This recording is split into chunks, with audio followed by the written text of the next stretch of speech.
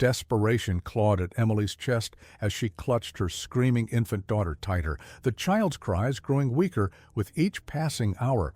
20 doors had slammed in her face, 20 rejections as she begged for just enough formula to quiet her baby's hungry wails, her own stomach empty for days now as she sacrificed everything for the tiny life in her arms. The sun was setting on the coldest day of winter when Emily collapsed onto the curb, tears freezing on her cheeks, until the purr of an expensive engine made her look up, watching as a sleek black car rolled to a stop beside her, the tinted window slowly descending to reveal a face that would change everything. What dark secret was the mysterious stranger in the black car hiding, and why did they seem so haunted by Emily's desperate plight? Emily had started her desperate journey at dawn. Lily's formula had run out the night before, and the 6-month-old hadn't had more than a few ounces of watered-down milk since. Every cry stabbed at Emily's heart like a physical pain. "Just a little longer, baby," she whispered, her voice cracking. "Mommy will find you something to eat." The pawnshop had given her $12 for her wedding ring, all that remained of her marriage to David. Not enough for a taxi, barely enough for formula. When the bus dropped her in Oakwood Heights, the mansions loomed like castles from another world. The first door was answered by a housekeeper who turned her away before Emily could finish explaining. The second, a teenager who called for his mother, only for her to peek through the door chain and say, "We don't give handouts." By the 8th house, Emily's thin jacket was no match for the biting December wind. Lily's cries had grown fainter, which terrified her more than the screaming. "Please," she begged at the 12th house, where a woman in yoga clothes stood frowning. "I don't want money, just formula for my baby. I can work, clean your house, anything." "There are shelters for people like you," the woman said, closing the door. Emily leaned against a tree, flashing back to better days. David laughing as they painted the nursery yellow, his excitement when they heard Lily's heartbeat for the first time. The crushing grief when his car slid on black ice 6 months ago, leaving her alone with a newborn and mounting bills. Insurance had run out 3 months later. The landlord's patience last week. Their belongings sat in garbage bags at a friend's apartment where she couldn't stay longer than one more night. The 15th house had a man who actually seemed concerned until his wife appeared behind him. "Mark, come inside. You don't know what she really wants the money for. She has a baby," he protested. "It's probably not even hers." Emily walked away before hearing his response. House 16, no answer. 17, security system warning her to leave the property. 18, an elderly man who seemed confused closing the door mid-sentence. By the 19th house, Emily's legs trembled with each step. She hadn't eaten in 2 days, saving the last of their food for Lily. The woman who answered wore diamonds on every finger and peered at Emily as if she were something stuck to her shoe. "My baby hasn't eaten all day," Emily whispered. "There are government programs for that," the woman replied.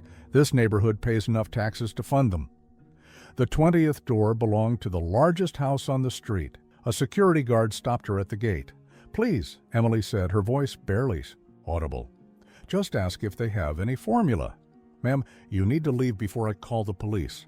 Darkness was falling as Emily stumbled back toward the bus stop, knowing she'd missed the last bus anyway. The temperature was dropping fast, the weatherman's prediction of record cold becoming reality. Lily had stopped crying, her little body shivering against Emily's chest. Panic surged through her. Silent babies were dangerous babies. "Lily, baby, please cry for Mommy," she pleaded, gently patting her daughter's cheek. The weak whimper that followed was the most beautiful sound she'd ever heard. Emily's vision blurred. She hadn't slept more than 2 hours at a stretch in days, hadn't eaten, couldn't remember when she'd last had water. The curb seemed as good, a place as any to rest, just for a minute, just until she could think of what to do next. "I'm sorry, David," she whispered to the darkening sky. "I tried. I really tried." The tears came then, hot trails that froze almost instantly on her cheeks. 20 doors, 20 chances for humanity to show itself, 20 failures. Headlights approached, and Emily didn't even bother to look up. Another car full of people with warm homes and full refrigerators. Another reminder of everything she'd lost, until the expensive engine sound slowed beside her, until the black car stopped completely. The window descended with a soft electronic hum, revealing a man's face illuminated by the soft blue glow of a dashboard display. He appeared to be in his early 40s, with dark hair threaded with silver at the temples and eyes that seemed to absorb rather than reflect light. "Are you all right?" His voice was deep, cultured, with the confidence of someone accustomed to being heard. Emily tried to stand to muster some dignity, but her legs wouldn't cooperate. "I'm fine," she managed, the lie transparent even to her own ears. "Just waiting. For a bus." "The last bus ran an hour ago." His gaze shifted to the bundle in her arms. "Is your child sick?" "Hungry," Emily whispered, the admission tearing from her throat. "She's hungry." Something flickered across the man's face. Pain, recognition, she couldn't tell which. He reached for the door handle, and Emily instinctively shrank back. "I'm not going to hurt you," he said, his tone softening. "My name is Marcus Reynolds. I'd like to help." "I don't need charity," Emily said, even as her body betrayed her with a violent shiver. Marcus stepped from the car, his tall frame unfolding gracefully. He wore a suit that probably cost more than her yearly rent, before everything fell apart. "It's not charity to help a child," he said. "Please, let me at least drive you somewhere warm." Emily hesitated. Every warning she'd ever heard screamed through her mind, "Don't get in cars with strangers, especially wealthy men with too intense eyes." But Lily gave another weak whimper, and the decision was made. "Just to a store," she said. "If it's on your way." A ghost of a smile touched Marcus's lips. "Of course." Inside the car, warmth enveloped Emily like an embrace. The leather seats were heated, the air fragrant with something expensive and subtle. Her threadbare jeans and worn coat seemed to contaminate the pristine interior. "What's your baby's name?" Marcus asked, pulling away from the curb. His driving was precise, unhurried. "Lily," Emily said, finding her voice. "She's 6 months old." Marcus nodded, his knuckles whitening slightly on the steering wheel. "And what does Lily need?" "Formula. Enfamil Gentles, if possible. It's the only kind that doesn't upset her stomach." Emily's voice faltered. "I can pay you back once I find work again."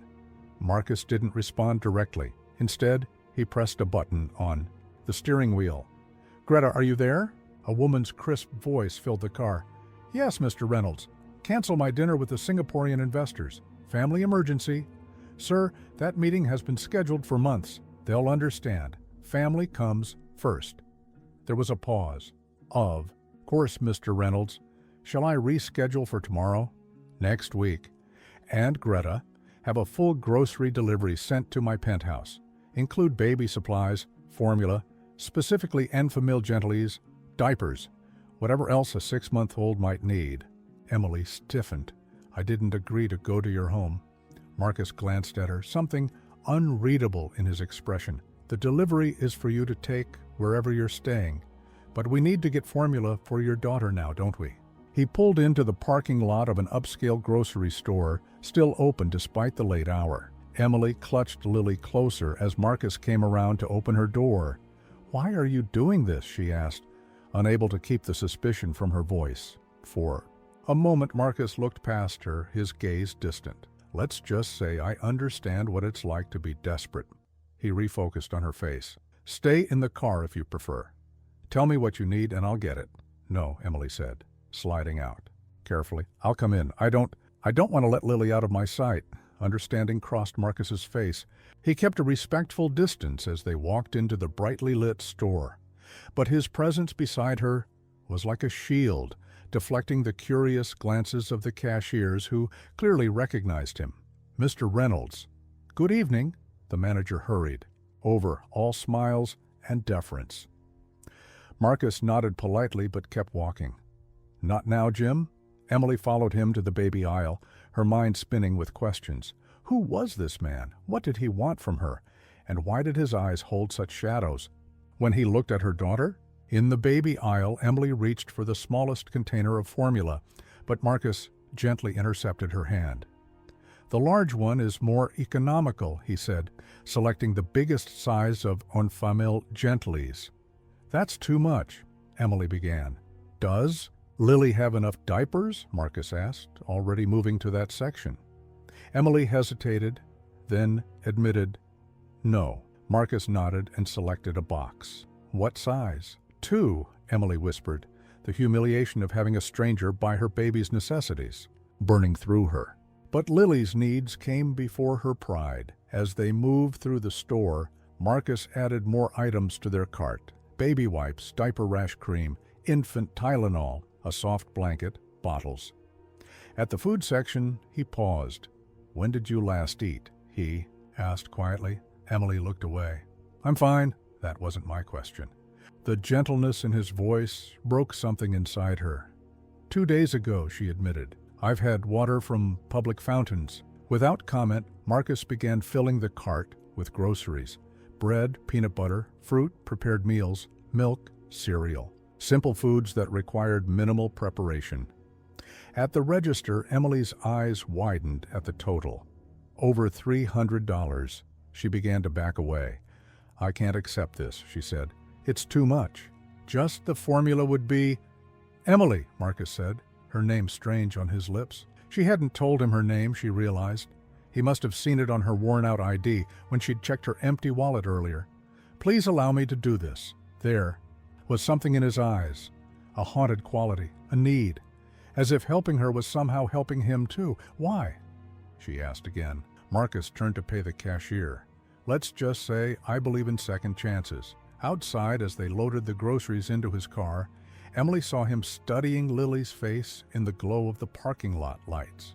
She has her father's eyes, Emily said softly. Marcus looked startled, then composed himself. Where is her father? He died before she was born. Car accident, black ice. The familiar pain washed through her, duller now, but still present. Something flickered across Marcus's face. Recognition, perhaps.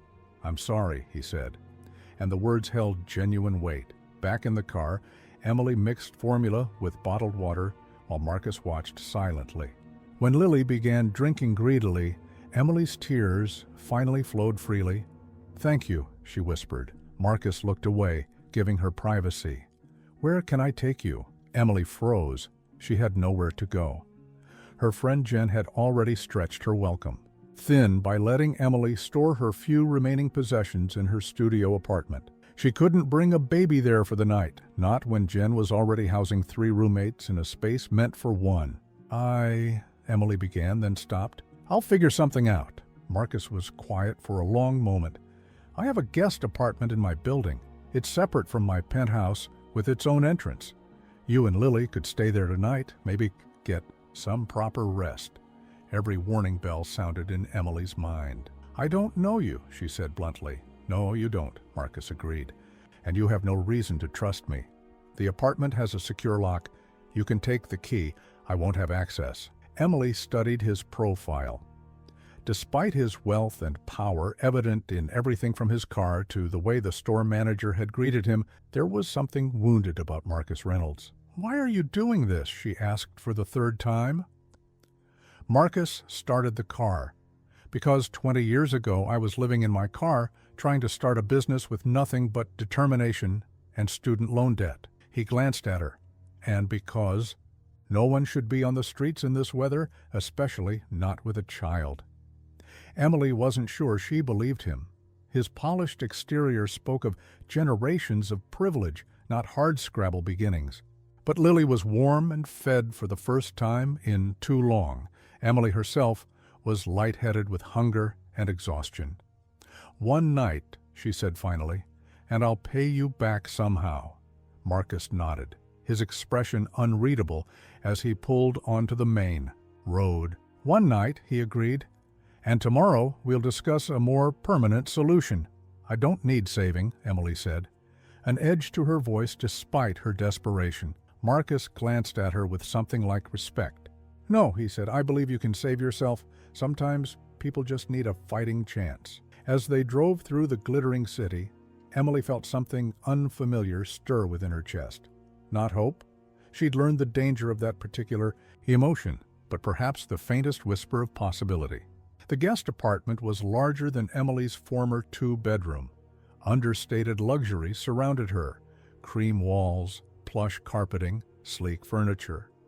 A basket of toiletries waited in the bathroom. The kitchen gleamed with high-end appliances she was afraid to touch. Emily settled Lily in the center of the king-sized bed, surrounding her with pillows. The baby, full and warm for the first time in days, slept deeply. Only then did Emily allow herself a moment of weakness, sliding down the bedroom wall to sit on the floor, arms wrapped around her knees, rocking slightly as silent tears tracked down her face. A soft knock startled her. Wiping her cheeks, she opened the door to find Marcus holding a tray. "I thought you might be hungry," he said. The simple pasta dish and warm bread sent the rich aroma of garlic and butter wafting through the room. Emily's stomach clenched painfully. "You should eat while she's sleeping," Marcus said, setting the tray on the coffee table. Emily approached cautiously. "I thought you said you wouldn't have access to this apartment." "I don't. This is technically the housekeeper's suite. Mrs. Chen is visiting family in Taiwan for the holidays. She gave me her key for emergencies." His eyes met hers. "I'll return the key to the front desk on my way out." Emily sat and took a small bite of pasta. It took all her willpower not to shovel the food into her mouth. Marcus remained standing, hands in his pockets. "Emily, I'd like to make you an offer." She tensed, fork suspended in mid-air. "Not that kind of offer," he said quickly, looking genuinely disturbed by her assumption. "A job." Emily lowered her fork. "What kind of job?" "My executive assistant, Greta, needs help. The position would come with a salary, benefits, and child care assistance." Emily's eyes narrowed. "I don't have a degree or office experience. Why would you offer me a job?" Marcus walked to the window, looking out at the city lights. "Reynolds Enterprises is facing a public relations crisis. One of our subsidiaries was caught using child labor in Southeast Asia. And you had nothing to do with it?" Emily couldn't keep the skepticism from her voice. Marcus turned. "The subsidiary's CEO made decisions without board approval. He's been terminated, but the damage is done. Our stock is down 18%. What does that have to do with me? People trust companies that reflect their values. My board is pushing me to donate to children's charities, make public statements. Empty gestures." He paused. "I want to make real changes. By hiring a homeless woman?" Emily's voice hardened. "I'm not a charity case you can parade in front of shareholders." "That's not what I'm suggesting," Marcus said, frustration edging his voice. "When I looked at you tonight, a mother willing to beg strangers to feed her child, I saw someone with more integrity than most of my executive team, someone who doesn't quit." Emily continued eating, buying time to think. The food was reviving her, clearing the fog of hunger. What would this job entail exactly? Assisting Greta with correspondence, scheduling, basic office tasks. It's entry-level, but essential. Greta has been overwhelmed since our last crisis. And childcare? Reynolds has an on-site daycare for employees. Lily would be one floor below you. It sounded too good to be true, which meant it probably was. Why me? There must be hundreds of qualified candidates. Marcus hesitated. Sometimes a CEO's instinct is worth more than a resume. He met her eyes. "You have grit, Emily. That can't be taught." Emily considered her options. There weren't many. Her last $50 had gone toward a night at a motel 3 days ago. The pawn shop had already taken everything of value. Her friend's apartment was overcrowded. Shelters were full in this weather. "When would I start?" she asked cautiously. "Monday. That gives you 3 days to rest, get proper clothes." He reached into his jacket and placed a company credit card on the table. "For necessities only. The receipts go to accounting." Emily stared at the card. "This feels wrong." "It's an advance on your salary." Marcus moved toward the door. "The apartment is yours until you find permanent housing. Take the job or don't. That's your choice. But please accept the apartment for Lily's sake." His mention of her daughter struck a chord. Emily would walk through fire for Lily, swallow her pride 1,000 times over. "I'll consider the job," she said finally. Marcus nodded, his expression unreadable. "Greta will contact you tomorrow with details." He paused at the door. "Good night, Emily." After he left, Emily sat in the silence, the half-eaten pasta growing cold. Something about Marcus Reynolds didn't add up. His generosity seemed genuine, but his eyes held secrets. Whatever game he was playing, Emily decided she would play along for now, for Lily. The Reynolds Enterprises building soared 70 stories into the Manhattan skyline, its glass exterior reflecting the morning sun like a massive diamond. Emily stood at its base, dressed in a navy suit, purchased with Marcus's card, her hair pulled back in a simple twist. Lily cooed in her arms, wearing a new onesie and looking healthier after 3 days of proper food and warmth. Emily had spent the weekend alternating between gratitude and suspicion, waiting for the catch in Marcus's generosity. The weekend had brought another surprise, a visit from Greta Mills, Marcus's executive assistant, a tall woman in her 50s, with silver-streaked black hair and piercing gray eyes. She had arrived with paperwork and a cool efficiency that was oddly reassuring. "Mr. Reynolds tends to act impulsively," Greta had said, her tone neutral. "I'm here to ensure those impulses are properly documented." Now Emily took a deep breath and pushed through the revolving doors into the gleaming lobby. "Emily Winters?" A security guard approached. "Ms. Mills is expecting you. Daycare is on 3. He gestured to the elevator. The daycare center was nothing like Emily had imagined. Bright, spacious room filled with educational toys, staffed by caregivers with early childhood education degrees. The director, a warm woman named Priya, took special care showing Emily the infant room.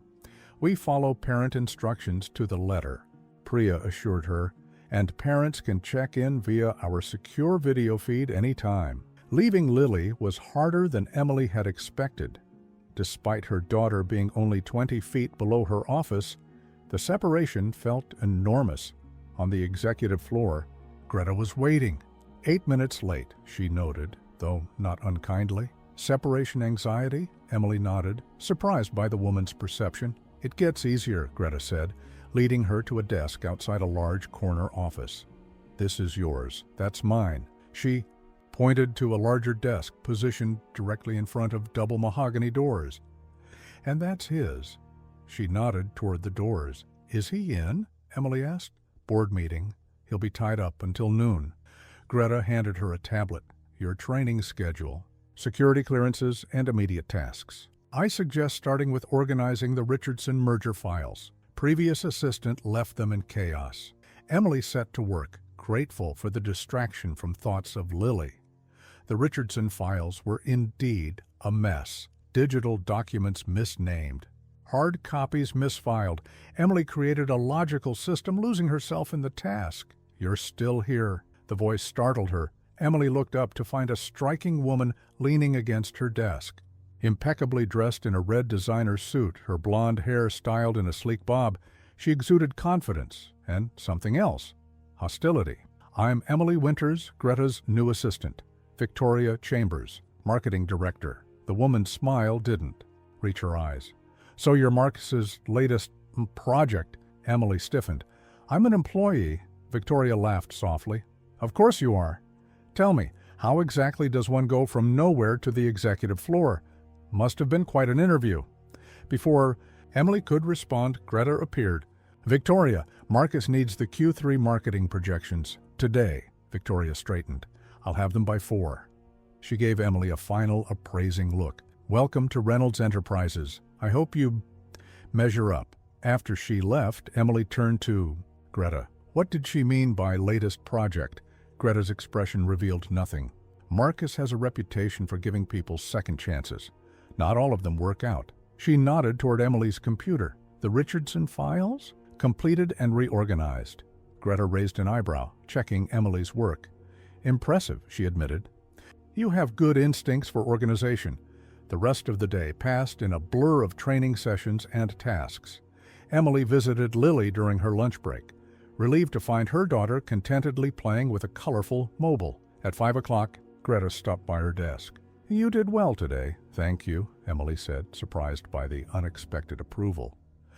"A word of advice," Greta added, lowering her voice. "Be careful around Victoria. She's been angling for Marcus's attention for years. She won't appreciate competition. I'm not competing for anything, Emily protested. Greta's expression was unreadable, perhaps not intentionally. She gathered her things. See you tomorrow, Emily. Alone at her desk, Emily noticed a small envelope that hadn't been there earlier. Inside was a handwritten note. Check your email, Mr. Emily opened her company email to find a message from Marcus Reynolds. Emily, couldn't stop by today.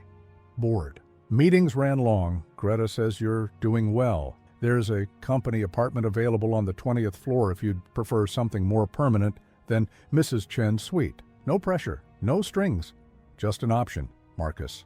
Emily stared at the screen, conflicting emotions washing over her. The job was real. The opportunity was real. But why was Marcus Reynolds, billionaire CEO, taking such a personal interest in her welfare? As she collected Lily from daycare, Emily couldn't shake Victoria's implication. Was she just Marcus's latest charity case? And if so, what happened to the others? 2 weeks into her new job, Emily had settled into a routine. Mornings with Lily, days filled with spreadsheets and scheduling, evenings in the company apartment she'd accepted. Larger and more suitable for a child than Mrs. Chen's suite, she'd proven herself capable, earning grudging respect from Greta and the other executive staff. Only Victoria remained openly hostile, her pointed comments growing more frequent as Emily's competence became apparent. Marcus remained elusive. Brief meetings, terse emails, the occasional nod in the hallway.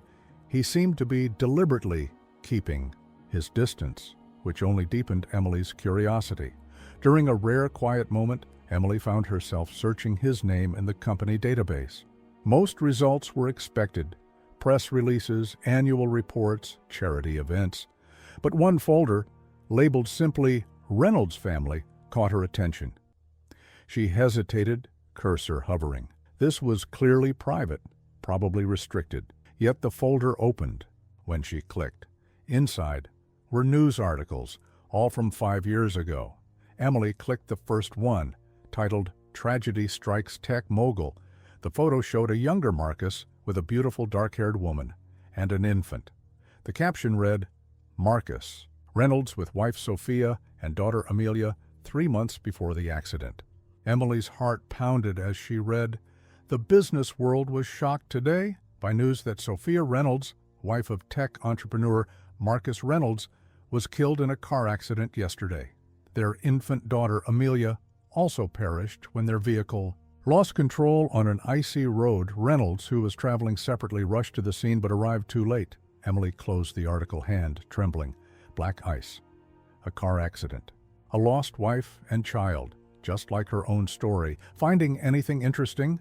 Greta's voice made Emily jump. Emily faltered. Greta glanced at the screen, her expression softening fractionally. Ah, now you understand. Why didn't he tell me? Emily whispered. Marcus doesn't discuss the accident. Ever. Greta sat on the edge of Emily's desk. Sophia was his college sweetheart. They built Reynolds Enterprises together. And their daughter? 3 months old. They'd just announced her birth to the press. Emily felt sick. That's why he helped. Me. Lily and I reminded him of them. Greta studied her. Yes and no. Marcus sees ghosts in certain situations. I'm not a replacement for his family, Emily said sharply. No one said you were. Greta stood. But be careful about digging into his past. Marcus values his privacy. After Greta left, Emily continued reading, unable to stop herself. More articles detailed the aftermath. Marcus's withdrawal from public life, the company's temporary stock plunge, his eventual return as a changed man, more driven, more private, more dedicated to charitable causes. One piece mentioned his establishment of the Amelia Foundation, providing support for families who lost loved ones in winter accidents. Emily closed the files, thoughts churning. Her situation, a single parent struggling after losing her partner to black ice, must have triggered something in Marcus. Was his help genuine kindness, or some twisted attempt to rewrite his own tragedy? The next morning, a memo appeared in Emily's inbox. The company's annual charity gala was approaching, and all executive staff were expected to attend. That includes assistants, Greta clarified, stopping by Emily's desk. Black tie. The company covers the cost of appropriate attire. I can't leave Lily with a babysitter all night, Emily protested. The event includes childcare for executives' children, Greta replied. It's in the ballroom next door to the main event. Later that day, as Emily was preparing to leave, Victoria appeared at her desk. Ready for the gala? She asked, her smile predatory. It's quite the spectacle. All of Marcus's most important connections will be there. I'm just staff, Emily said, gathering her things. Victoria laughed. Oh, you're more than that. Marcus has been watching you, you know. I've seen him. Emily tensed. What are you implying? Let's just say you're not the first charity case he's brought in after finding them in difficult circumstances. Victoria leaned closer. The others didn't last long. What happened to them? Emily asked, despite herself. They got too close, or not close enough. Victoria shrugged elegantly. Marcus is complicated since the accident. Emily froze. You know about that? Everyone at the executive level knows. Victoria's eyes gleamed. Did he tell you himself? No? Interesting. As Victoria walked away, Emily noticed a small envelope on her desk, the same cream stationery as before. Inside was another handwritten note. Need to discuss the Harrison contract? My office, 8 a.m. tomorrow. Mr. Emily stared at the note, conflicting. Emotions swirling. She needed this job. Lily was thriving in the daycare. They had a safe place to live. But the mystery surrounding Marcus Reynolds was growing deeper. What did he really want from her? And what had happened to the others who had come before? As she collected Lily from daycare, Emily made a decision. Tomorrow she would get some answers. At precisely 8 a.m., Emily knocked on Marcus's office door, pulse racing with anticipation and trepidation. Come in, his voice called. The corner office was understated yet impressive. Floor-to-ceiling windows offering panoramic city views. Minimalist. Furniture in rich mahogany and leather. Marcus sat behind a glass desk, silhouetted against the morning skyline. You wanted to see me about the Harrison contract, Emily said, determined to keep things professional. Marcus gestured to a chair. Yes, but first, how are you settling in? You and Lily? Well, thank you. Emily sat stiffly. The apartment is more than generous, Marcus nodded. Greta says you're exceeding expectations. I appreciate the opportunity, but you have questions. His perception startled her. I can see it in your face. Emily hesitated, then decided directness was best. I found articles about your family, your wife and daughter. Something shuddered in Marcus's expression. I see. You lost them to black ice? Just like I lost David. Emily leaned forward. Is that why you helped me? Because Lily and I reminded you of them? Marcus was silent for a long moment. Initially, perhaps. He stood, moving to the window. But you've proven yourself here on your own merits. Victoria implied there were others before me. Other charity cases. Marcus turned, his expression hardening. Victoria should focus on her marketing reports, which are 3 days late, rather than spreading gossip. So it's not true? Reynolds Enterprises has a second chance program. We hire people facing difficult circumstances, former addicts, previous offenders, people experiencing homelessness. His voice was controlled, professional. You were fast-tracked through the program due to your circumstances with Lily. It was a neat explanation that answered nothing. Emily decided to push further. Did you lose your family 5 years ago, or 6? Marcus stiffened.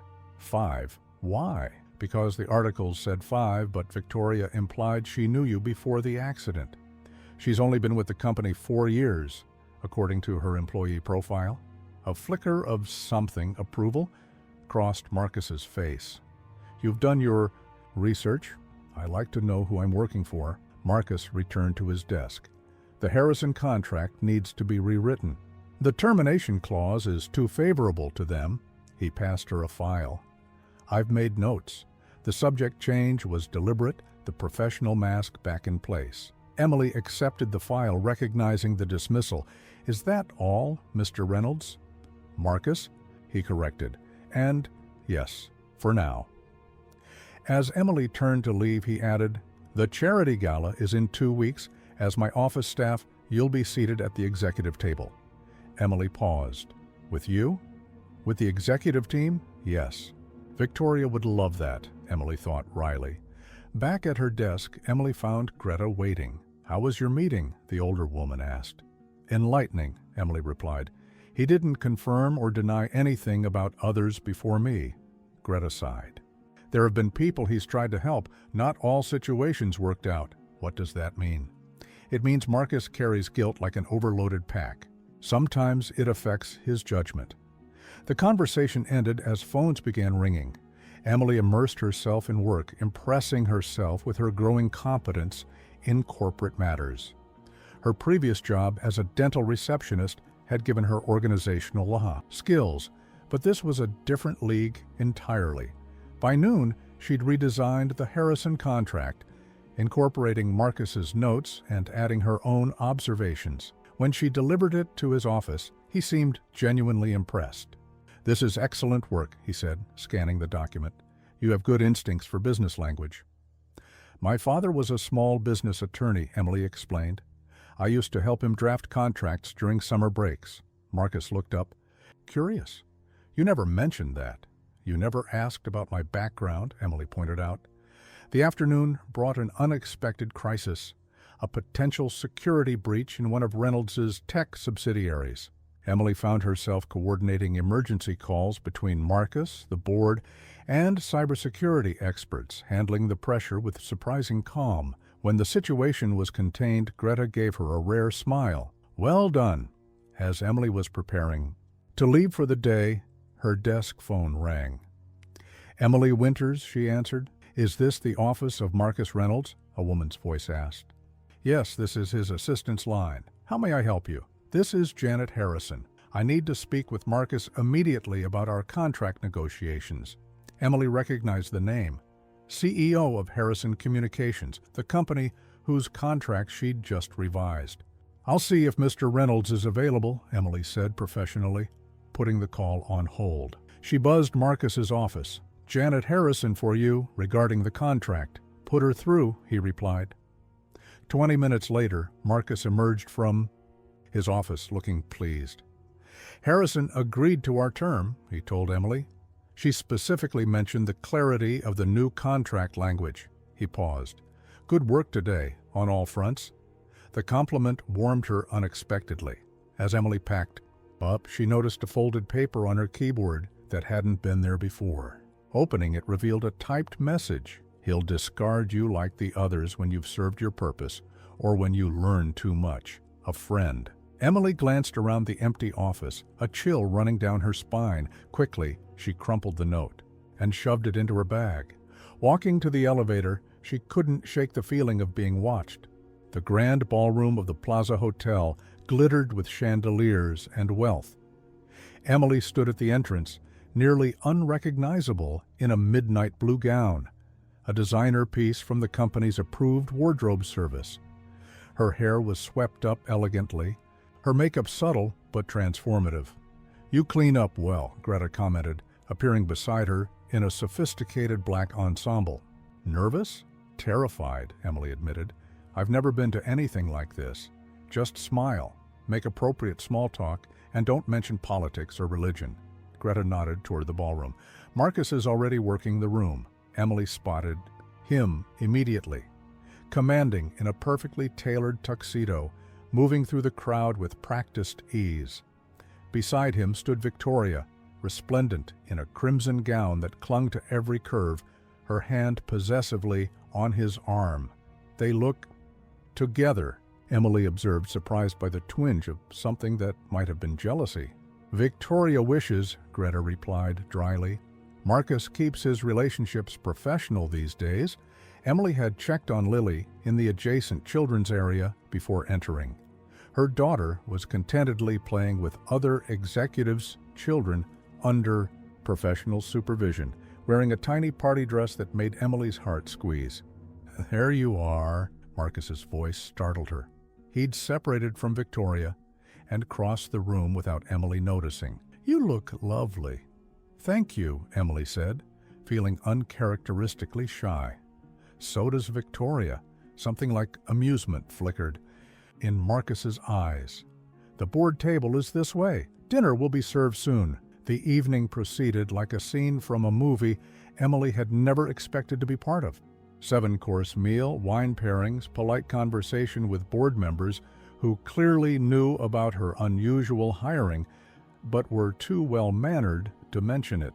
Throughout dinner, Emily felt Victoria's gaze on her like a laser sight. The marketing director had been seated further down the table, clearly displeased with the arrangement. "So, Emily," inquired an elderly board member, "Marcus tells us you've been quite the asset to the executive office." "I'm still learning," Emily replied modestly. "Nonsense," Marcus interjected. Emily rewrote the Harrison contract. Janet specifically mentioned it was the clearest agreement she'd seen in years. The board member looked impressed. "Perhaps we've found our next legal department recruit?" After dinner came speeches. Marcus took the podium to announce the year's charitable initiatives. Emily watched him transform into a different person, charismatic, passionate, the consummate philanthropist. "This year, the Amelia Foundation will expand its mission," he announced. "In addition to supporting families affected by winter accidents, we're launching a new program providing emergency assistance to single parents in crisis." A coincidence, Emily wondered, or was she the inspiration? As Marcus continued, Emily excused herself to check on Lily. In the hallway between ballrooms, a hand gripped her arm. "Enjoying your Cinderella moment?" Victoria's voice was silk over steel. "Don't get too comfortable. The clock always strikes midnight." Emily extricated herself. "I'm just doing my job, Victoria." "Are you?" Victoria stepped closer. "Because from where I stand, you're playing a dangerous game. Do you even know what happened to Rebecca?" Who's Rebecca?" Victoria's smile was cold. "Marcus's last project. Sweet girl, down on her luck. He gave her a job, an apartment. Sound familiar?" "She got too close, asked too many questions." "What happened to her?" Emily asked despite herself. "She disappeared. One day she was here, the next, gone. No notice, no forwarding address." Victoria leaned in. "There were others before her. They never last long." Emily stood her ground. "If you're trying to scare me, it's not working. I'm trying to warn you." Victoria's expression shifted, almost to concern. "Marcus isn't the white knight you think he is. There are rumors about the accident. There you are." Marcus's voice cut through the tension. He approached from the ballroom, expression neutral, but eyes alert. "Everything all right?" "Just girl talk," Victoria said smoothly, squeezing Emily's arm once before releasing it. "I was telling Emily how impressed everyone is with her rapid rise." Marcus's gaze shifted. "Between them, the foundation board is asking for you, Victoria." Something about the marketing budget. After Victoria departed with a backward glance, Marcus turned to Emily. "Was she bothering you?" "Just establishing the pecking order," Emily replied. "I'm checking on Lily. I'll walk with you." In the children's area, they found Lily asleep on a small cot, peaceful and perfect. Emily adjusted her blanket, heart full. "She looks like you," Marcus said softly. "Everyone says she looks like David. Around the eyes, perhaps. But that determined little chin is all yours." Emily looked up, surprised by the personal observation. In the softened lighting, Marcus appeared younger, less guarded. "Victoria mentioned someone named Rebecca," Emily said, watching his reaction. "Your last project." Marcus's expression hardened instantly. "Victoria should be careful about spreading gossip." "So, there was a Rebecca?" "Rebecca Palmer was an accounting assistant who resigned for personal reasons 6 months ago." His tone was clipped. If Victoria is implying anything else, she's mistaken. Emily decided to push further. "She said there were rumors about your family's accident." Marcus went utterly still. "There are always rumors," he said finally. "People can't accept that sometimes tragedy is just tragedy. No conspiracy, no hidden motive." He checked his watch. "I need to get back. The charity auction is starting." He walked away. Emily noticed his hands were clenched into fists at his sides. When she returned to the ballroom, the atmosphere had shifted subtly. Board members kept glancing between her and Marcus. Victoria wore a satisfied smile. Something had happened during her absence, something that made Emily feel like a specimen under glass. 2 days after the gala, Emily was working late, finishing quarterly reports that Greta needed by morning. The executive floor was deserted, only security lights illuminating the space. Lily was with a Reynolds Enterprises approved babysitter, a grandmother type who had passed rigorous background checks. The silence was broken by the sound of Marcus's office door opening. He emerged looking exhausted, tie loosened, hair slightly disheveled.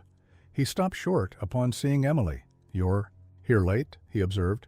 "Quarterly reports," Emily explained. "Nearly done." Marcus nodded, hovering uncertainly by her desk. "I could use a coffee. Join me?" The employee lounge was empty. Marcus prepared 2 cups from the expensive machine, handing one to Emily. "The gala raised $8 million, he said. "Record amount." "Congratulations." Marcus sat across from her, rubbing his eyes. "I owe you an apology." Emily waited, surprised. "Victoria has been reprimanded for her behavior toward you." He looked up. "She's been warned about spreading rumors before." "Were they just rumors?" Emily asked quietly. "About Rebecca?" Marcus sighed. "Rebecca Palmer was hired through our Second Chance program.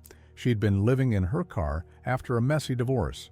She was a good employee, but she developed inappropriate expectations about our relationship, meaning she misinterpreted professional mentorship as romantic interest." Marcus's expression darkened. "When I clarified boundaries, she resigned. I gave her a recommendation for a position at another firm." Emily processed this. "And the others Victoria mentioned?" "There have been several employees through the program over the years. Most succeeded, some didn't." He met her eyes. "None disappeared mysteriously, despite what Victoria implies. And me? Am I just another charity case?" Marcus was quiet for a long moment. "You were different from the beginning because I reminded you of your wife?" Pain flashed across his face. "Because you were willing to beg strangers to feed your child, yet maintained your dignity even at your lowest moment." He set down his cup. "Do you know how rare that kind of character is in my world?" The raw honesty in his voice caught Emily off guard. "The night we met," Marcus continued, "I was driving home from visiting their graves. It was the anniversary." He stared into his coffee. "I almost didn't stop. I almost drove past you." "Why did you?" Emily asked softly. "Because 5 years ago, no one stopped for me." His voice dropped. "After the accident, I was destroyed. I couldn't function. The company nearly collapsed. I was drinking too much, taking risks. The board nearly forced me out." Emily remained silent, sensing he needed to speak. "One night I was at rock bottom, standing on the balcony of my penthouse, 40 floors up, thinking how easy it would be to just..." He didn't finish the sentence. "My housekeeper found me, Mrs. Chen. She'd lost her son years before. She understood the grief." He looked up at Emily. "She saved me by showing me a path forward, by convincing me that helping others might be a way to honor Sophia and Amelia's memory."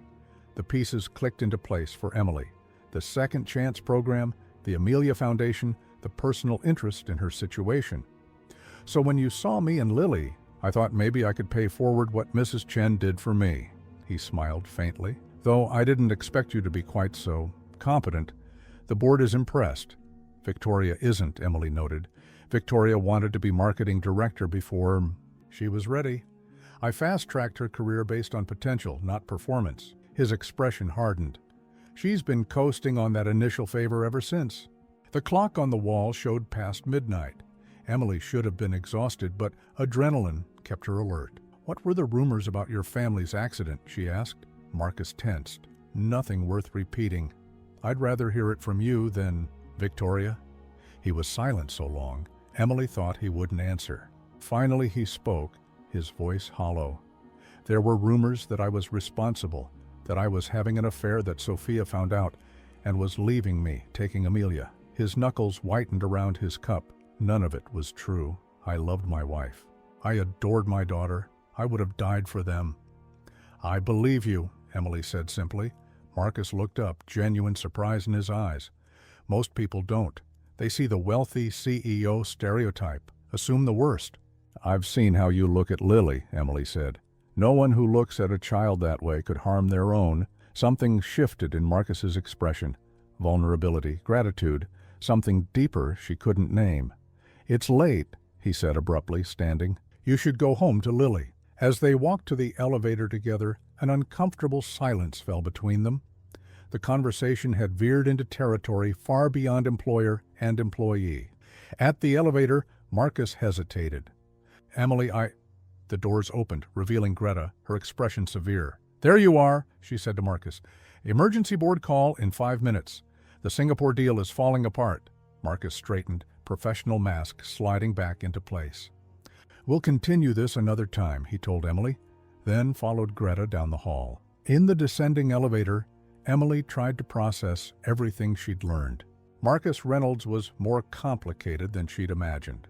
Wounded, possibly dangerous in his fixation on replacing what he'd lost, but also capable of genuine compassion.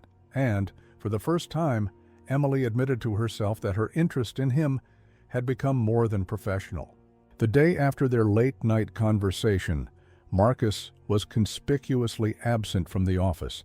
Emily tried to focus on her work, but found her thoughts continually drifting to his revelations. Around noon, Greta appeared at her desk. "Come with me," she said without preamble. Emily followed her to a small conference room, apprehension building. Greta closed the door and turned to face her. "What happened between you and Marcus last night?" The question caught Emily off guard. "Nothing. We just talked. About personal matters," Emily replied, reluctant to betray Marcus's confidence. Greta's expression softened marginally. "Emily, I've been with Marcus for 10 years, through everything. I'm not asking out of idle curiosity." Emily hesitated. "He told me about his wife and daughter, about the rumors, about why he started the Second Chance program." Greta nodded slowly. "He rarely discusses those things. He seemed like he needed to talk. That's what concerns me." Greta sat down, gesturing for Emily to do the same. "Marcus is fragile in ways that aren't immediately apparent. He seems anything but fragile to me, because he spent years building walls." Greta leaned forward. "After Sophia and Amelia died, Marcus nearly destroyed himself. The drinking, the recklessness. It was alarming." "He mentioned that," Emily said. "Did he tell you about the others?" Emily tensed. "He said there were several people hired through the Second Chance program. I'm not talking about employees." Greta's voice lowered. "I'm talking about the women." A cold sensation spread through Emily's chest. "What women?" After his initial breakdown, Marcus developed a pattern. He'd find women in crisis, usually single mothers, usually brunettes, like Sophia. He'd rescue them, set them up with jobs, apartments, become their benefactor. Emily felt sick. And then what? Then he'd get too close or they would. Lines would blur. He'd realize what he was doing, trying to replace what he'd lost and pull away. Greta's eyes held Emily's. He'd end things abruptly, professionally but firmly, and they'd be devastated. Including Rebecca? Rebecca was the worst case. She'd fallen in love with him, convinced he felt the same. When he clarified boundaries, she didn't take it well. Started calling at all hours, sending inappropriate emails. So she didn't just resign? Greta sighed. No, she was terminated. Given a generous severance on condition she have no further contact. Emily processed this information, the uncomfortable parallels to her own situation, undeniable. "Why are you telling me this?" "Because I see the way he looks at you, and at Lily." Greta's expression was sympathetic but firm. "It's happening again, and neither of you seems to recognize it." "I'm not looking to replace my husband," Emily said defensively. "Perhaps not, but you're vulnerable. A single mother with a tragic past, suddenly given security and attention from a powerful man." Greta shook her head. "It's a recipe for heartbreak." "You think I'm imagining a connection that isn't there?" "I think Marcus is unconsciously recreating what he lost, and you're the current canvas." Greta stood. "When he realizes it, and he always does, he'll pull away, and you'll lose your job, your apartment, your stability." Emily stood too, anger flaring. "You don't know me. I'm not some fragile doll looking for a savior. Neither were the others at first." Greta moved toward the door. "Just be careful. Keep things professional, for both your sakes." After Greta left, Emily remained in the conference room, mind racing. Was she just another in a line of replacement figures for Marcus's lost family? The thought was both painful and infuriating. When she returned to her desk, she found a text from the babysitter. Lily had a fever. Emily immediately packed up to leave, sending Greta a brief explanation. In the elevator, her phone buzzed with a text from an unknown number. "Ask him about the brake lines." A friend, Emily stared at the message, a chill running through her, the same signature as the note left on her desk. Brake lines? What did that mean? At home, Emily found Lily fussy with a low-grade fever, likely from teething. After giving her infant Tylenol and settling her down for a nap, Emily finally had time to think. She opened her laptop and searched Sophia Reynolds accident brake lines. The results were disturbing. Forum discussions, conspiracy theory websites, a few tabloid articles, all suggesting the same thing, that the accident might not have been an accident at all. One post claimed a mechanic had found evidence of tampering, but was paid off. Another suggested Sophia had discovered financial irregularities in company accounts. A third claimed she had evidence of Marcus's affairs. None seemed credible, yet the volume of speculation was unsettling. Emily closed the laptop, troubled. The stories contradicted Marcus's anguished confession about his love for his family. But if someone wanted to harm his wife, who? And why send anonymous messages to Emily? Her phone rang. "Marcus." "Greta said Lily is sick," he said without preamble. "Is she all right?" "Just a fever from teething," Emily assured him. "Nothing serious." "Good." There was an awkward pause. "About last night?" "We don't need to discuss it," Emily interrupted. "It was late. We were tired." "Emily, actually, Marcus, I have a question." Emily steeled herself. "Were there rumors about the brake lines in your wife's car? About tampering?" The silence that followed was deafening. When Marcus finally spoke, his voice was ice. "Who told you about that?" "It doesn't matter." "Is it true? Where are you getting this information?" His tone was dangerous now. "Just answer the question," Emily pressed. "The police investigated thoroughly. It was black ice, nothing more." Marcus's voice hardened further. "I suggest you be very careful about repeating unfounded accusations." The call ended abruptly, leaving Emily staring at her phone. In her crib, Lily began to cry. The atmosphere at the office the next day was glacial. Marcus was in back-to-back meetings, his office door firmly closed. Greta was coolly professional, offering no explanation for the sudden chill. By mid-afternoon, Emily noticed the sidelong glances from other staff members. Something had happened, but no one was talking. "What's going on?" she finally asked Greta. "Board meeting at 4, Greta replied tersely. "Your presence is required." "Why?" Greta merely handed her a folder. "Review this before the meeting." Inside were printouts of Emily's financial history, bankruptcy filing after David's death, late payments, collection notices. Her entire financial collapse laid bare in sterile black and white. Attached was a memo with the heading, "Concerning Emily Winters, Potential Security Risk." The memo detailed concerns about an employee with significant financial vulnerabilities, having access to sensitive corporate information, citing her as a potential target for corporate espionage. Emily felt sick. "What is this?" "It was submitted to the board anonymously," Greta said, though her expression suggested she knew exactly who was behind it.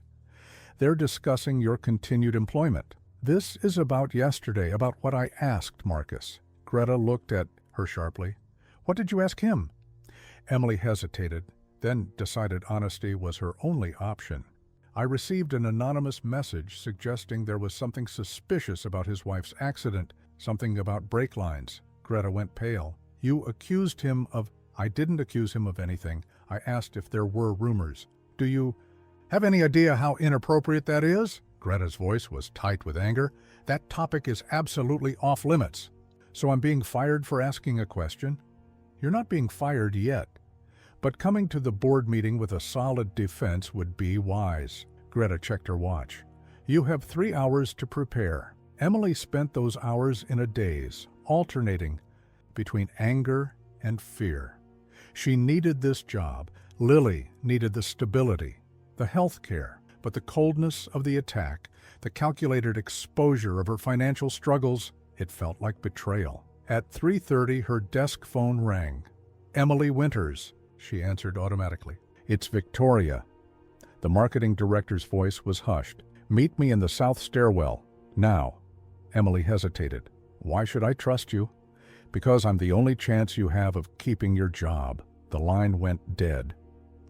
Against her better judgment, Emily headed to the stairwell. Victoria was waiting, looking uncharacteristically disheveled. Did you submit that memo? Emily demanded. Yes, Victoria admitted, without remorse. But that's not important right now. Listen carefully. Marcus is dangerous, Emily scoffed. You're just trying to get me fired. I'm trying to protect the company. And yes, myself. Victoria stepped closer. I've been gathering evidence for months. Financial irregularities, pattern of behavior with vulnerable women, and the accident. What about the accident? Victoria glanced nervously at the door. The official report blamed black ice, but I found the original mechanic's statement. There was evidence of tampering with the brake lines. Emily felt cold.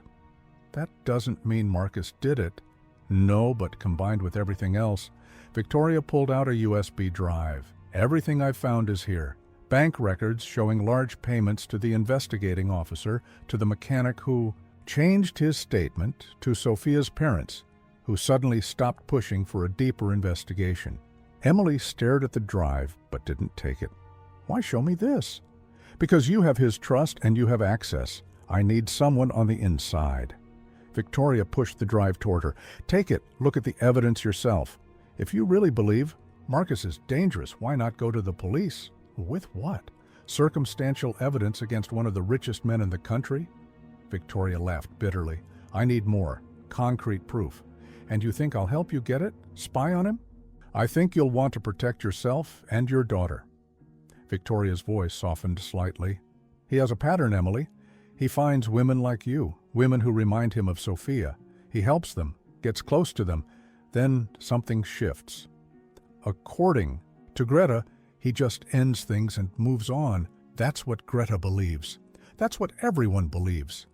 Victoria stepped closer. But what if it's worse? What if Rebecca didn't just leave? What if... The stairwell door opened, revealing Greta. Her eyes narrowed at the sight of them. The board is assembling early, she announced. They're waiting, Emily. Victoria smoothly slipped the drive into Emily's pocket. Think about what I said, she whispered, then brushed past Greta with a composed smile. The boardroom was intimidating, a long mahogany table, surrounded by stern-faced executives. Marcus sat at the head, his expression unreadable. Emily was directed to a seat at the far end, isolated. Ms. Winters, began an older man, Emily recognized as the chief financial officer. We've received concerning information about your financial history. My financial difficulties were the result of my husband's sudden death, Emily replied steadily. I've never hidden that fact. The concern, continued the CFO, is that your vulnerable position makes you susceptible to external pressures.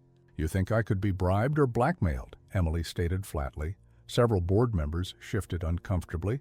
We also understand you've been making inquiries of a personal nature to Mr. Reynolds, added a severe-looking woman, about his family.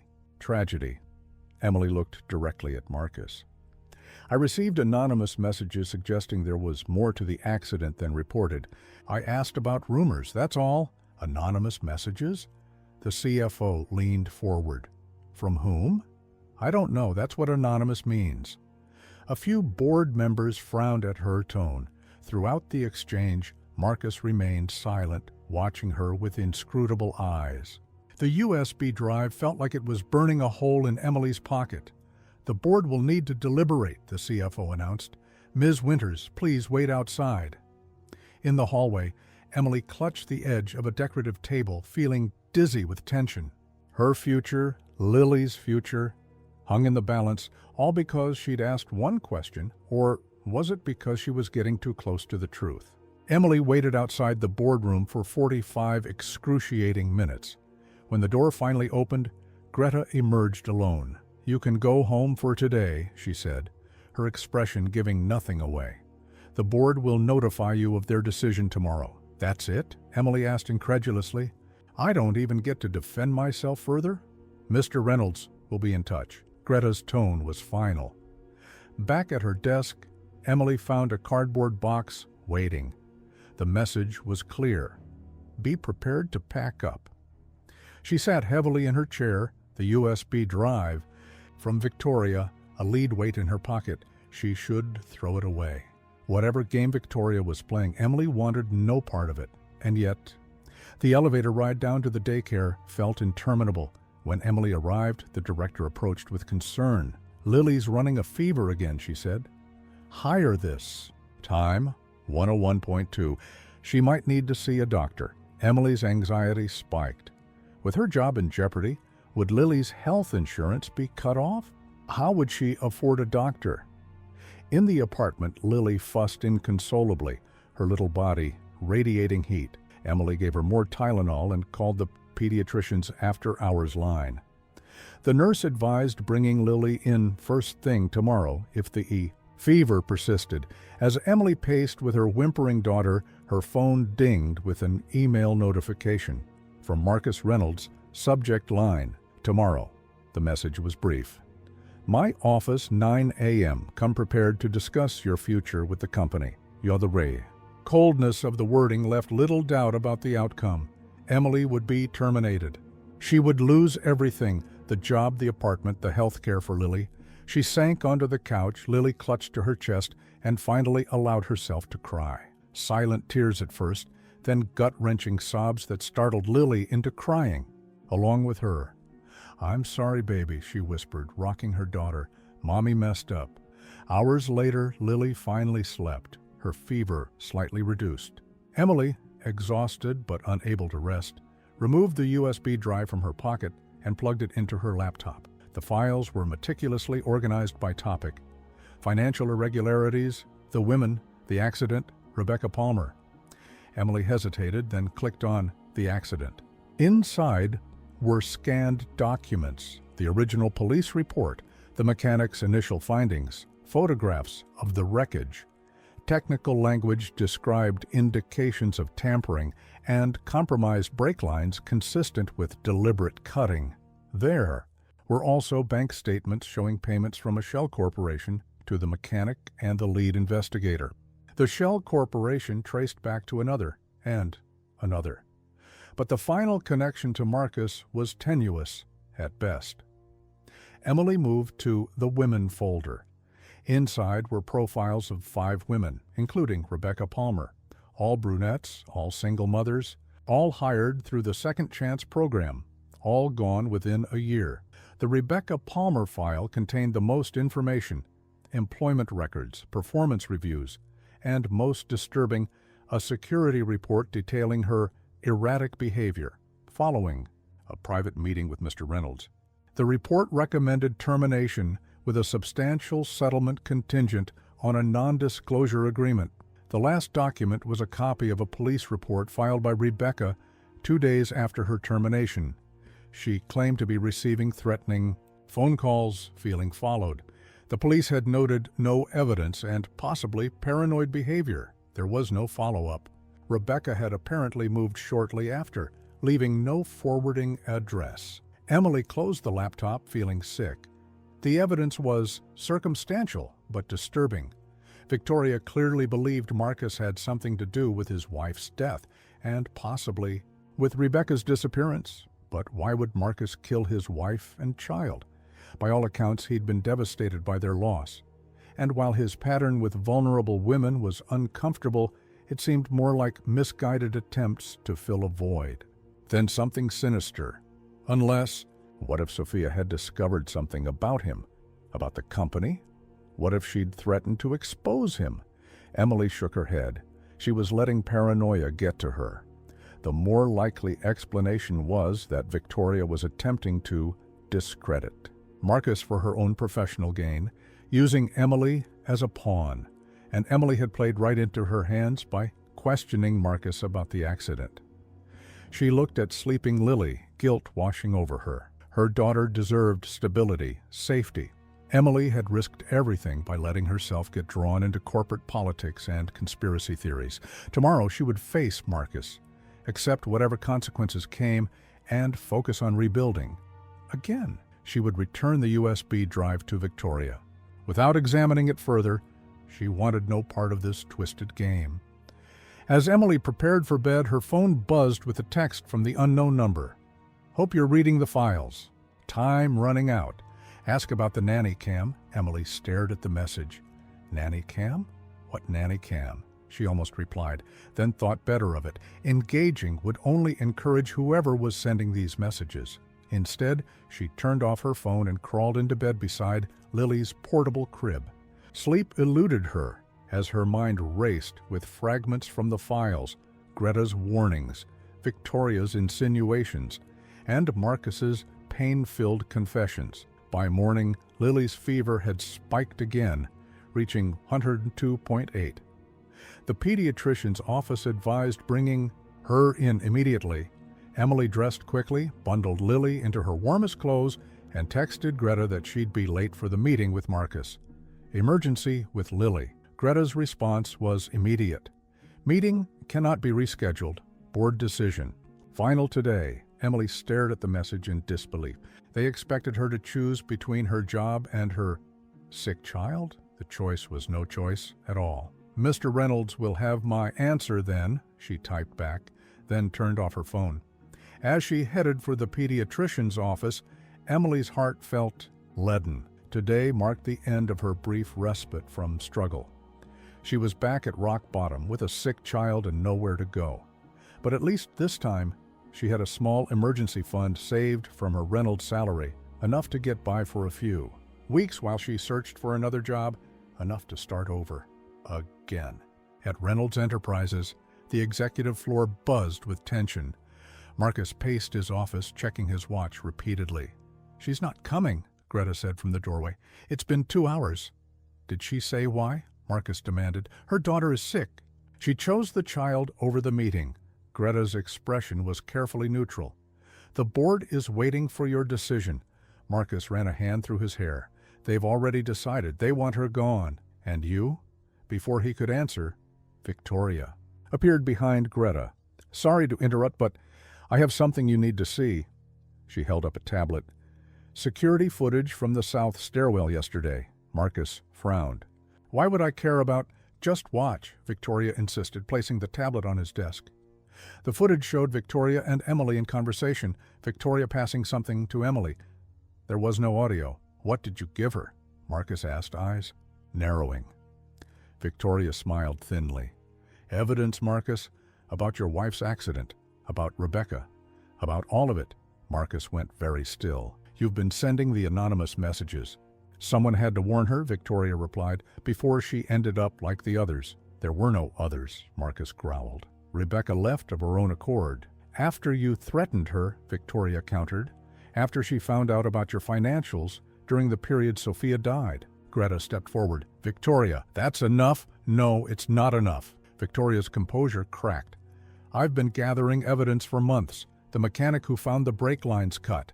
The investigator who changed his report after a substantial deposit. The nanny cam footage that mysteriously disappeared." Marcus's face drained of color. "What nanny cam?" "The one in your daughter's room. The one Sophia set up because she was worried about your increasingly erratic behavior." Victoria's eyes gleamed. The one that recorded someone entering the nursery the night before the accident." "This is absurd," Greta interjected. "Sophia's death was investigated thoroughly." "By police on Marcus's payroll," Victoria shot back. "Emily deserved to know what she was getting into." Marcus lunged forward, grabbing Victoria's arm. "You're fired. Get out of my building before I have security throw you out." Victoria didn't flinch. "That won't make the evidence disappear, Marcus. I've made copies. Emily has one." "You manipulative—" "Enough!" Greta's sharp command cut through the tension. "Marcus, let her go. Victoria, leave now. We'll discuss severance. Terms through HR." After Victoria departed, Marcus collapsed into his chair. "She's been poisoning Emily against me." The question, Greta said carefully, is why Emily was receptive to it? Marcus looked up, his expression haunted. You think I had something to do with Sophia's death? Of course not, Greta said firmly. But your behavior with these women, Emily, Rebecca, the others, it creates questions, patterns that look suspicious from the outside. I was trying to help them. You were trying to replace what you lost, Greta corrected gently, creating surrogate families that could never fill the void. Marcus was silent for a long moment. I need to find Emily, explain, and say what? That you've been unconsciously seeking replacement figures for your dead wife and child. That won't exactly reassure her. I'll tell her the truth about Victoria, about the accident, Greta sighed. The board is waiting, Marcus. They want your final decision on Emily's termination. Marcus straightened. Tell them I need to investigate new information, that the situation is more complex than it appeared. They won't like the delay. I don't care what they like. Marcus stood, determination replacing his earlier distress. I need to see what evidence Victoria claims to have, and I need to find Emily. Meanwhile, at the pediatrician's office, Emily sat anxiously as the doctor examined Lily. Ear infection, the doctor diagnosed. Common with teething, but we'll want to start antibiotics right away. Relief washed over Emily. Ear infections were treatable. Will her insurance cover the prescription? Let me check. The doctor typed on her computer. That's odd. It shows her coverage was just terminated, as of this morning. Emily's stomach dropped. That's impossible. I still work for Reynolds Enterprises. According to our system, the policy has been canceled. The doctor looked sympathetic. The antibiotics aren't too expensive out of pocket? About $60. Emily had exactly $73 in her wallet. It would have to do. Outside the pharmacy, prescription in hand, Emily finally turned her phone back on. 12 missed. Calls, Greta, Marcus, and several from an unknown number. 23 text messages. The most recent from Marcus, "Where are you? We need to talk. Victoria has been fired." Emily hesitated, then replied, "At pharmacy with Lily. Ear infection. Apparently my insurance has been terminated." His response came immediately. "That's impossible. I've made no decision yet. Tell that." "To the doctor's office," Emily typed back. "Where are you?" "I'm coming to you." Emily stared at the message. Should she tell him?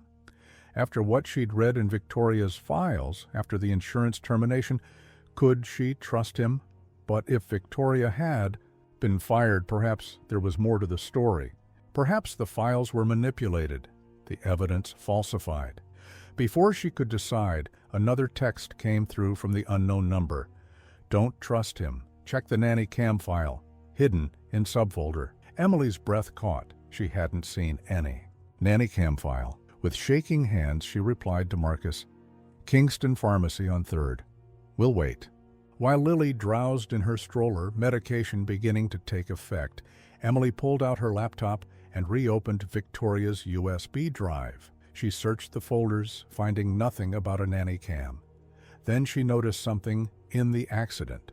A subfolder was hidden. She changed the settings to show hidden files. There it was, nanny cam.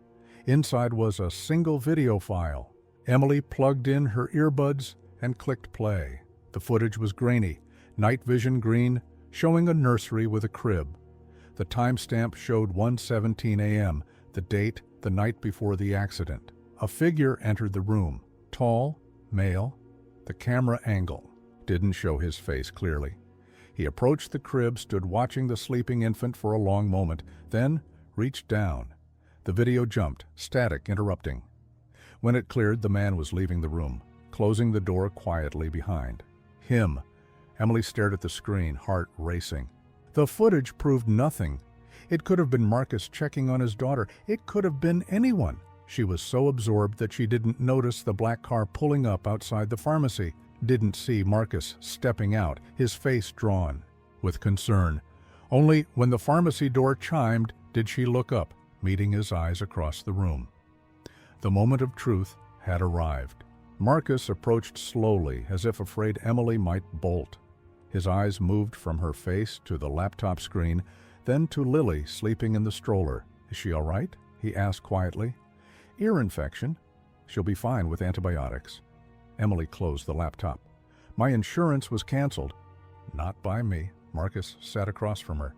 Victoria apparently took matters into her own hands.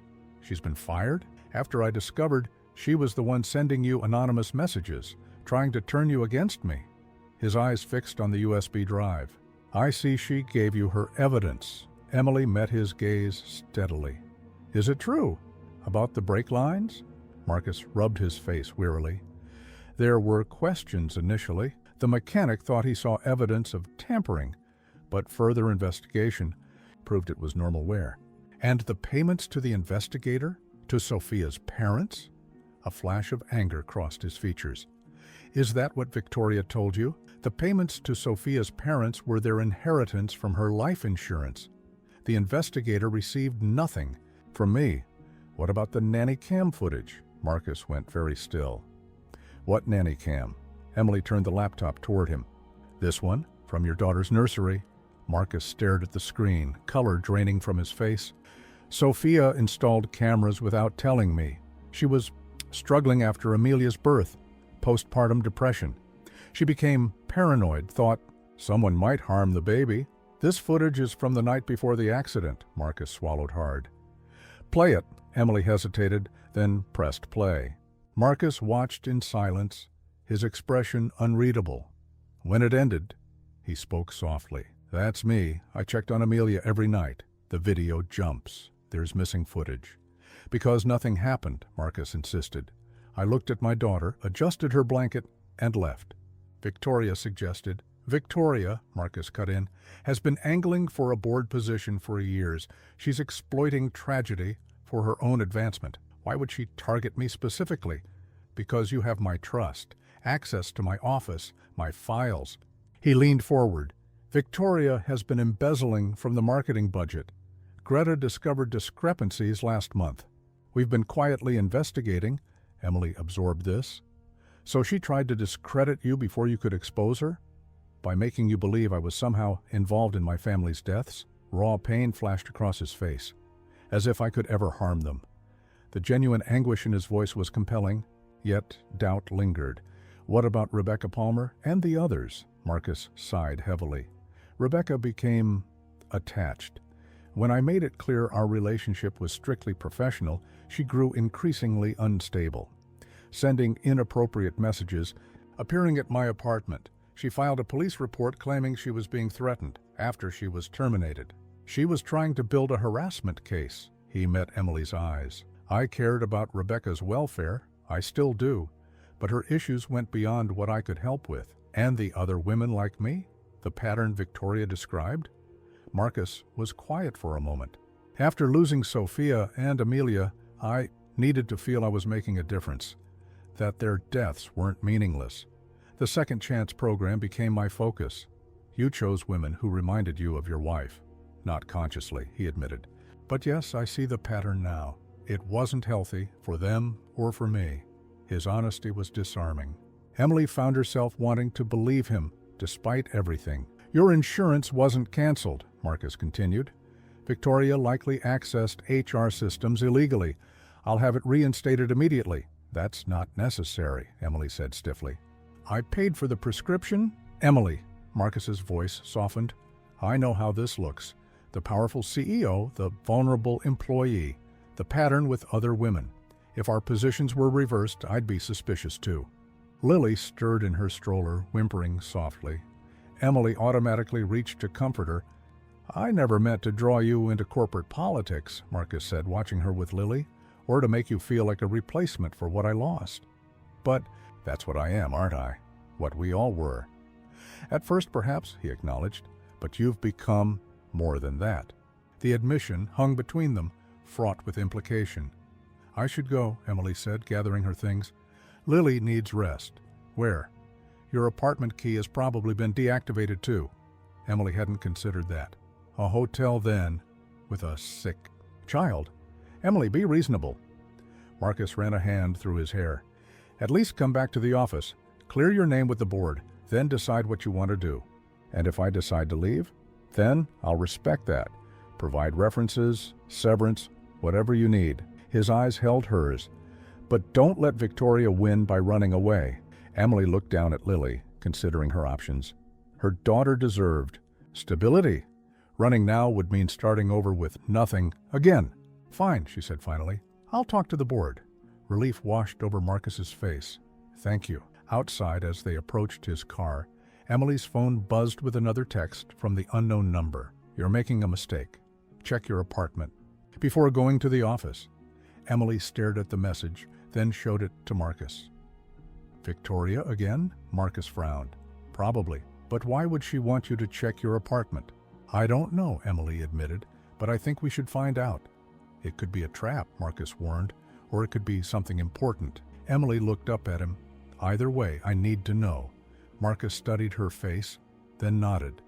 I'll drive. You.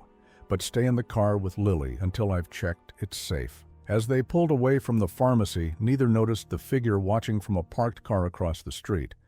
A figure who pulled out a phone and made a call as soon as they were out of sight. The company apartment door stood slightly ajar when they arrived. Marcus motioned for Emily to stay in the car with Lily while he approached cautiously. Hello? He called, pushing the door open wider. Anyone here? Silence greeted him. He stepped inside, immediately noticing the disarray. Drawers pulled open, closets emptied, Emily's belongings scattered across the floor. Someone was looking for something, he said when Emily joined him, carrying a drowsy Lily. Your laptop? The USB drive? Emily surveyed the damage, settling Lily on the untouched couch.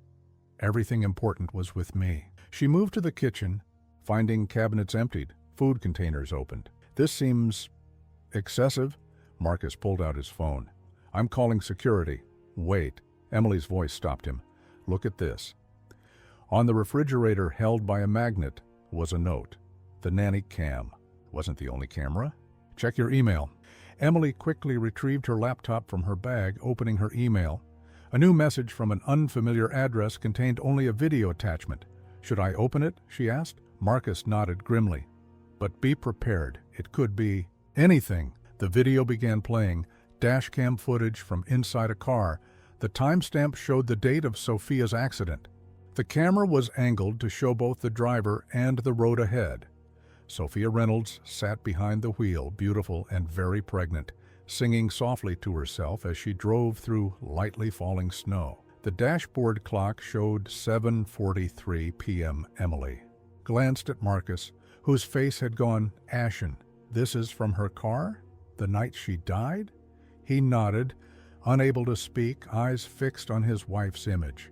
In the video, Sophia suddenly frowned, pressing harder on the brake pedal as she approached a curve. Her expression shifted from concern to alarm. They're not working, her voice came clearly through the speakers. The brakes aren't. The car began to slide. Sophia fought the wheel, trying to maintain control, her face a mask of terror. Please, God, not my baby, she whispered. The video ended abruptly as the car began to spin toward the guardrail. Silence filled the apartment. Marcus stood frozen, tears streaming down his face. I never saw this, he whispered. The police said there was no dashcam footage. Emily's mind raced. Who would have had access to this, and why send it now? Before Marcus could respond, Lily began to cry, a strange, high-pitched wail unlike her usual fussing.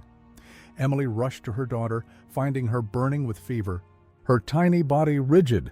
Something's wrong, Emily said, panic rising. She's much worse. Marcus was immediately at her side. We need to get her to a hospital. Now. The drive to the emergency room was a blur of fear. Lily's condition deteriorated rapidly, her cries weakening, her little body limp against Emily's chest. Faster, Emily pleaded as Marcus navigated traffic. The hospital, they were rushed immediately to pediatric emergency. Doctors swarmed around Lily, medical terminology flying over Emily's head as she stood helplessly aside. Febrile seizure, possible meningitis, need lumbar puncture. Hours passed in agonizing slow motion. Emily paced the waiting room while Marcus made calls, pulling strings to ensure Lily received the best possible care. The insurance is reactivated, he told her, and I've called in a specialist from New York Presbyterian. Emily nodded numbly, beyond caring about anything except her daughter's survival. Finally, a doctor approached. Ms. Winters, Lily is stabilized. The ear infection spread, causing meningitis, But we caught it early. She'll need to stay for observation and intravenous antibiotics, but the prognosis is good." Relief made Emily's knees buckle. Marcus caught her arm supporting her weight. "Can I see her?" she asked. "She's being moved to pediatric ICU. You can go up in a few minutes." As they waited for the elevator, Marcus spoke quietly. "I need to tell you something about the video." Emily looked at him, exhaustion evident in every line of her face. Now, it might be relevant to what's happening. He hesitated. There were rumors after the accident that Sophia had found something, some financial irregularity in the company, that she was going to expose it. Did she? "I don't know. We never discussed it." Pain filled his eyes. "We'd argued that morning about something trivial. I was in Tokyo when she died. 10,000 miles away. Then who would have tampered with her brakes if it wasn't you?" Marcus's expression darkened. Someone who stood to lose everything if financial improprieties came to light. Understanding dawned on Emily. "Victoria? But she wasn't with the company then." "No, but Stanley Chen was. Victoria's uncle and mentor, chief financial officer until his sudden retirement 3 years ago. You think he was embezzling and killed your wife to cover it up? I think it's worth investigating." Marcus checked his watch. "Victoria was fired this morning. She would have had time to search your apartment while we were at the pharmacy, looking for the USB drive. But why send me the dashcam footage? That only strengthens the case that the accident was deliberate. Unless—" Marcus trailed off, a new thought occurring to him. "Unless she's setting me up to take the fall, while she disappears with whatever evidence might implicate her uncle." The elevator arrived, taking them to the pediatric ICU. Lily lay in a crib surrounded by monitoring equipment, tiny and vulnerable. Emily rushed to her side while Marcus hung back, giving them space. As Emily stroked her daughter's fevered brow, she looked up at Marcus.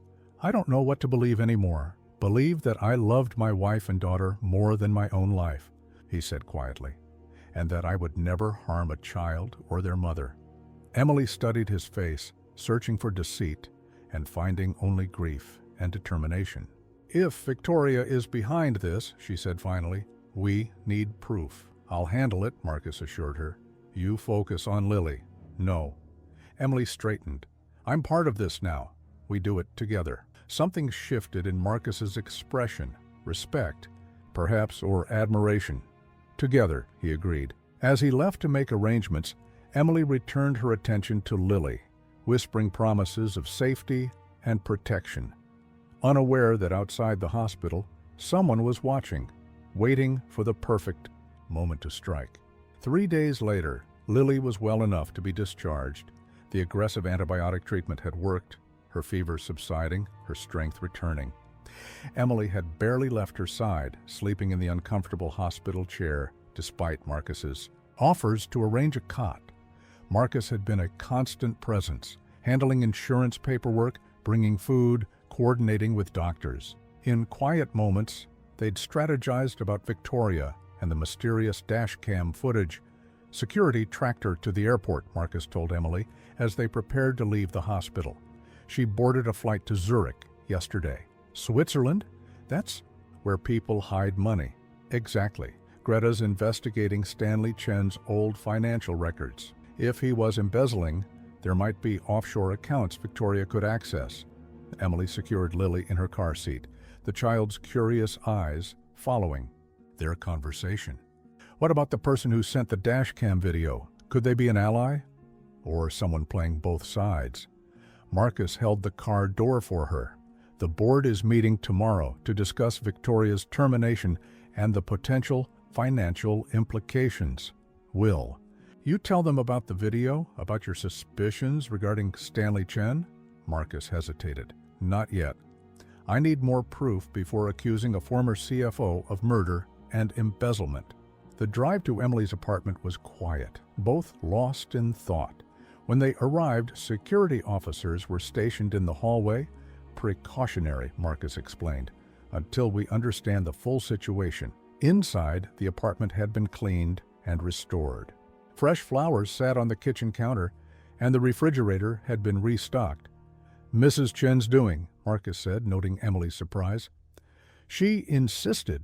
Emily settled Lily in her crib for a nap, then joined Marcus in the living room. He sat, with his laptop open, reviewing documents. We received a subpoena for all financial records during Stanley Chen's tenure, he explained. An anonymous tip to the SEC? Victoria covering her tracks? Or someone else? Hard to say. Marcus rubbed his eyes wearily. 5 years of financials to review. It could take weeks to find discrepancies. Emily sat beside him. What if we're overcomplicating this? What if Victoria simply wanted your job? Create enough doubt about your integrity, and the board might replace you. With her? She's not qualified. With someone she could control, Emily suggested. Someone grateful for her support. Marcus considered this. It's possible, but it doesn't. He explained the brake tampering or the dash cam footage. Emily was about to respond when her phone chimed with an email notification. The sender was unknown, the subject line simply, "Final piece." She opened it cautiously. The message contained a single line. Check the warehouse security footage from January 16th, 5 years ago. Loading dock B. January 16th, Emily murmured. What happened then? Marcus frowned. That was 3 days before the accident. I was preparing for the Tokyo trip. Emily forwarded the email to him. Can you access old security footage? Not directly, but Greta might be able to. He dialed her number, putting the call on speaker. Security archives are in cold storage, Greta said after hearing the request. It will take time to retrieve. What exactly are we looking for? Loading dock B, January 16th, 5 years ago, Marcus replied. I don't know what we'll find. I'll call you when I have it, Greta promised before hanging up. The waiting was excruciating. Emily checked on Lily repeatedly, irrationally fearful something might happen to her. Marcus paced the apartment, making calls, reviewing documents. Finally, near midnight, Greta called back. I found it, she said, her voice strained. I'm sending the file now. Marcus, it's not good. The video loaded slowly. Grainy black and white footage showed a loading dock at night. The timestamp confirmed. January 16th, 1:42 a.m. A car pulled up, Victoria's car, though she looked younger, her hair different. She popped the trunk, then glanced around nervously before opening a side door to the warehouse. Minutes later, Stanley Chen emerged with a large toolbox. They spoke briefly, Chen gesturing emphatically. Then he opened the toolbox, removing what appeared to be mechanical tools. Brake tools, Marcus whispered, for servicing hydraulic systems. Chen worked under Victoria's car for nearly 20 minutes, while she kept watch. When he finished, she handed him an envelope. They spoke again, Chen nodding repeatedly, before departing separately. Emily and Marcus sat in stunned silence. They were practicing, Emily finally said, on her car. 3 days before they did the same to Sophia's car. Marcus's voice was hollow, but why? What did Sophia discover? Marcus closed his eyes, remembering. She'd been reviewing company financials. She was always better with numbers than me. She mentioned something about inconsistencies in our Asian subsidiaries reporting, where Stanley Chen oversaw operations, Emily added. She was going to bring her concerns to the board after I returned from Tokyo. Marcus's hands clenched into fists. I told her to wait, to be sure before making accusations against a senior executive. And Chen found out somehow. Victoria was his protege. She could have overheard Sophia talking to me. Marcus's expression hardened. They killed my wife and daughter to protect their embezzlement scheme. We need to take this to the police. Emily urged. With what proof? Circumstantial evidence and anonymous tips. Marcus shook his head. We need more. Emily stood, suddenly determined. Then let's get more. Victoria's in Switzerland. What about Chen? Retired to Palm Beach, still on the company pension. Does he have access to company systems? Could he be our anonymous tipster, trying to implicate Victoria to save himself? Marcus looked thoughtful. It's possible. The tip started after Victoria was fired, so Chen realizes Victoria is exposed and decides to sacrifice her to protect himself, Emily reasoned. Sends me the dash cam footage, tips the SEC, points us to the loading dock video. Which means he must have more evidence, Marcus concluded. evidence that could clear him and implicate Victoria. Emily sat beside him again, taking his hand impulsively. "I'm sorry about Sophia and Amelia. They deserved justice." Marcus's fingers tightened around hers. "I've spent 5 years blaming Black Ice fate myself when the real killers were right in front of me." In the quiet apartment, something shifted between them. Understanding, connection, perhaps even the first fragile tendrils of trust, reborn from suspicion. "What do we do now?" Emily asked softly. Marcus met her eyes, determination replacing grief. "We finish this. Together." 3 months later, Emily stood at the window of her new office, watching snowflakes drift lazily past the glass. The winter storm warnings brought back memories, some painful, some unexpectedly precious. Behind her, Lily babbled happily in her playpen, now fully recovered and thriving. At 10 months old, she was pulling herself up, taking tentative steps while holding furniture, her personality emerging more each day. A knock at the door preceded Greta's entrance. "The final paperwork from the SEC," she announced, placing a folder on Emily's desk. "Stanley Chen's plea deal is official." "And Victoria?" "Interpol located her in Geneva. Extradition proceedings have begun." Greta smiled tightly. "She won't be returning to her marketing position." Emily nodded, satisfaction mingling with lingering sadness for all that had been lost. "And the foundation accounts?" "Transferred as instructed." The Amelia Foundation's new mission statement has been approved by the board. The foundation had been transformed in recent weeks. No longer focused solely on winter accident victims, it now provided comprehensive support for single parents in a crisis, emergency housing, child care assistance, job training, legal aid. Emily's new position as executive director gave her the opportunity to help others as she had once been helped. "Marcus is waiting in the conference room," Greta added. "The documentary crew is ready when you are?" Emily smoothed her skirt nervously. "I still don't think I should be the face of this." "You're exactly who should be the face of it," Greta countered. "Your story is what makes the foundation real, not just another corporate tax write-off." In the conference room, cameras were set, up for the interview that would become part of a documentary on corporate philanthropy. Marcus stood when Emily entered, his face lighting up at the sight of Lily in her arms. "There's my favorite executive," he said, taking Lily, who reached for him eagerly. The easy affection between them never failed to warm Emily's heart. The past 3 months had brought seismic shifts. The evidence they'd gathered, with the help of anonymous tips later revealed to be from Chen's former assistant, had been enough for the SEC and FBI to launch full investigations. Chen had eventually turned on Victoria, providing details of their embezzlement scheme and her role in tampering with Sophia's brakes. For Marcus, the confirmation of his wife's murder had been both devastating and liberating. The truth, however painful, had allowed him to finally begin healing. For Emily, the journey had been equally transformative. From desperate mother begging for formula to foundation executive helping shape corporate policy on social responsibility. From suspicious employee to trusted partner. "Are you ready?" Marcus asked, bouncing Lily gently. "As I'll ever be," Emily replied. The interview went smoothly, Emily speaking passionately about the Foundation's mission. When asked about her own experience, she shared her story honestly, the desperation, the 20 closed doors, the black car that changed everything. "The Amelia Foundation believes that sometimes people don't need charity," she concluded. "They need a fighting chance." After the cameras stopped rolling, Marcus approached with Lily. "You were magnificent," he said softly. "Sophia would have approved." Emily smiled, taking Lily back. "I have a surprise for you, but it requires a short trip."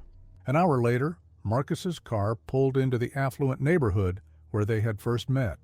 Snow covered the same streets Emily had walked in desperation just months earlier. "Why are we here?" Marcus asked, confusion evident. "There," Emily pointed, to a house, the 20th door that had been closed to her. "Stop there." Outside the mansion, a young woman stood on the sidewalk, a baby carrier at her feet, her expression one of determined desperation. "Who is she?" Marcus asked. "Angela Torres," Emily replied. Single mother, lost her job last month facing eviction. One of our new foundation cases. Understanding dawned on Marcus's face. You arranged this, a reminder of where we started, and why we're doing this. Emily squeezed his hand. I thought you might want to be the one to open the door this time. Emotion washed over Marcus's features. He nodded, unable to speak. Together they approached Angela, who looked up with the wariness of someone accustomed to rejection. Ms. Torres? Emily said gently. I'm Emily Winters from the Amelia Foundation. This is Marcus Reynolds. Recognition flickered in the woman's eyes at Marcus's name. I've been to 17 houses, she said, her voice breaking. No one will help. We will, Marcus said, kneeling to peer at the sleeping infant in the carrier. What's your baby's name? David, Angela whispered. After his father. Emily and Marcus exchanged a glance, the coincidence not lost on either of them. Angela, Emily said, how would you feel about a warm meal, a safe place to stay, and a conversation about your future? Hope bloomed on the young mother's face, the same desperate hope Emily had once felt in Marcus's car. As they helped Angela and baby David into the back seat, snow began falling more heavily. Marcus took Emily's hand, helping her navigate the slippery sidewalk. Full circle, he murmured. A new circle, Emily corrected, glancing at Lily, who watched the snowflakes with fascination. A better one. In the car, surrounded by the gentle sounds of children breathing and snow falling on the roof, Emily realized they had all been transformed by tragedy and compassion, rebuilding something precious from the wreckage of their former lives. Not a replacement family. Nothing could replace what either of them had lost. But something new, something hopeful. A family forged in adversity, strengthened by truth, and dedicated to ensuring no parent ever had to knock on 20 doors in desperation again.